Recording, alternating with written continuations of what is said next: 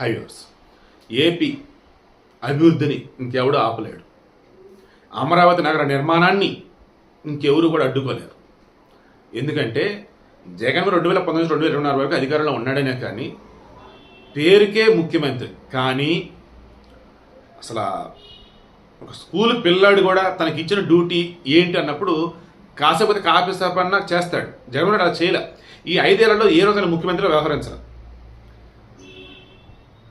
మనకి పదవి వస్తే మనకి ఏది నచ్చితే అది చేయవచ్చు. మనకి ఊరి మీద కోపం వాళ్ళు జైల్లో వేయవచ్చు. ప్రభుత్వ సంపద కావచ్చు, లేదంటే ప్రకృతి సంపద మొత్తం దోచుకోవచ్చు అన్నట్టుగా అనుకుని వాళ్ళు చేశారు. దానివల్లే అమరావతి నిర్మాణం ఆగిపోయింది. పోలవరం వచ్చి పడకేసింది. ఏపీలో డెవలప్మెంట్ అది ఏమి లేదు. ఆ విభజన హామీలలో ఉన్నటువంటి అంశాలను కూడా ఈరోజు ఢిల్లీకి వెళ్ళి ప్రస్తావించింది లేదు. అదేమంటే అడుగుతున్నాం. మన అవసరం వస్తే అప్పుడు వాళ్ళని అడుగుదాం.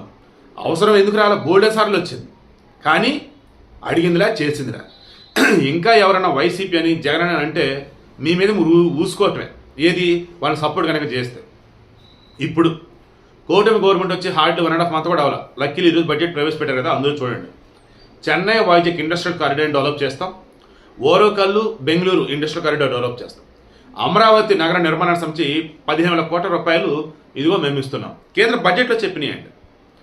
సో అటు ఇటు ఇండస్ట్రియల్ కారిడార్ డెవలప్మెంట్, మధ్యలో అమరావతి నగర నిర్మాణం, దీనికి 15,000 కోట్లు. అండ్ పోలవరం సంబంధించి ఆల్రెడీ జలశక్తి శాఖ వాళ్ళు వచ్చేసి 12,000 కోట్లు ఇవ్వడానికి వాళ్ళు రెడీగా ఉన్నారట. ఇటువంటి వేళ మనం చూస్తే ఏవైతే ఆంధ్రప్రదేశ్లో నిర్మాణాన్ని కంప్లీట్ అయితే ఇక అభివృద్ధిని ఎవడో ఆపలేటరా, ఇక ఇన్వెస్ట్మెంట్లో కుప్పలకు వస్తారనుకుంటే అవే ఇప్పుడు జరగబోతుంది.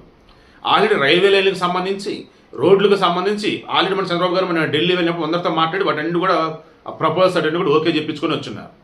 ఈ వేళ ఆంధ్రప్రదేశ్ దిశ తిరగబోతుంది ఈ 5 ఏళ్లలో. నేను మరలా చెప్తున్నా, జగన్మోహన్ రెడ్డి అనబడే వ్యక్తి కనుక రాజకీయ నుంచి తప్పుకుంటే, వైసీపీ అనే పార్టీ కనుక కనుమరుగైపోతే ఏపీ ప్రశాంతంగా అభివృద్ధి దూసుకుపోయింది. అదర్వైజ్ వాళ్ళు పెట్టే రకరకాల పిచ్చి చెత్త చెదారానికి కొంచెం మధ్యలో హడ్డిల్స్ లాగా ఉంటాయి అన్నమాట. అయినా సరే డెవలప్మెంట్ ముందుకు సాగిపోతూ ఉంది. సో వీళ్ళు సింపుల్గా చెప్పదలుచుకుంది, పనిమంతుడు అనేవాడు పరిపాలకుడిగా ఉంటే ఇదిగో ఇలా మనకి ఎవరి నుంచి ఏమేమి రావాలో అన్నీ తీసుకొస్తారు, డెవలప్మెంట్ చేసేస్తారు. అదే ఈరోజు ఏపీలో జరగబోతోంది. ఈరోజు బడ్జెట్లో చాలా విషయాలు బట్ సింపుల్గా చెప్తాను చెప్పేసి చెప్తున్నా. నాకైతే చాలా హ్యాపీగా అనిపించింది.